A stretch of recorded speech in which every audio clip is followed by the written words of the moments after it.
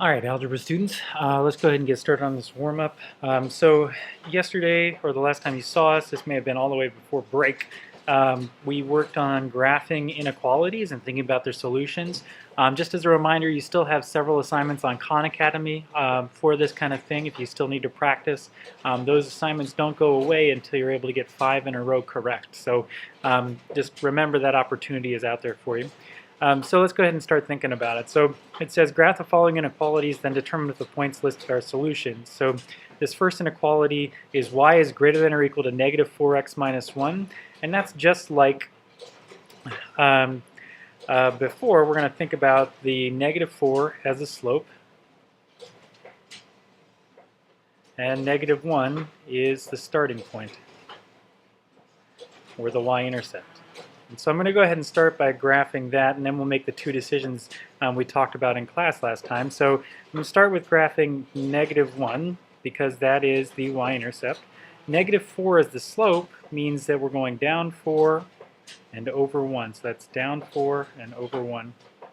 Down 4, right 1 is another way to think about it. And so I'm going to go down 1, 2, 3, 4 over 1. Down 1, 2, 3, 4 over 1. Up 1, 2, 3, 4 over 1 to go backwards. Up 4 over 1 to go backwards. And so now I need to make a decision. And to make that decision, I'm going to decide by looking at this inequality sign. It says greater than or equal to. And so greater than or equal to says we're going to use a solid line. If it's just greater than or just less than, we'd use a dashed line for the boundary. But in this case, since it's greater than or equal to, the boundary is included. And the way we show that is by making a solid line. Okay, and so now I need to decide which direction to shade, above or below. It says y is greater than.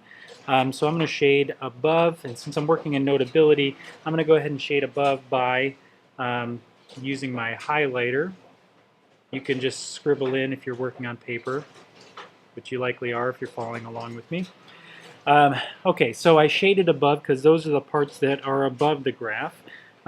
Just as a reminder, please don't think about it as shading to the left or the right, as that will kind of get you in trouble.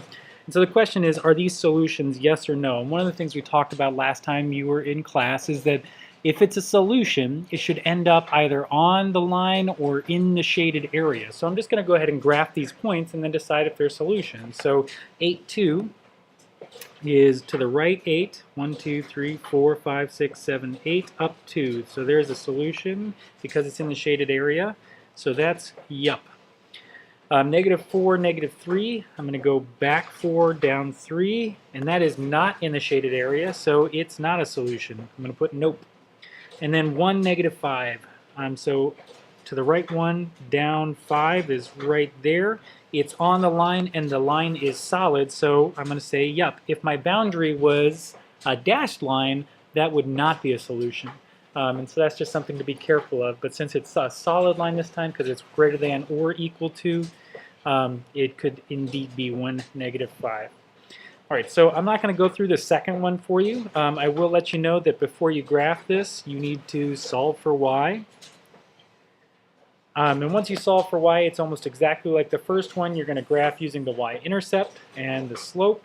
And then once you've used the y-intercept and the slope, you're just going to graph the points and see if they're in the shaded area. So that's it.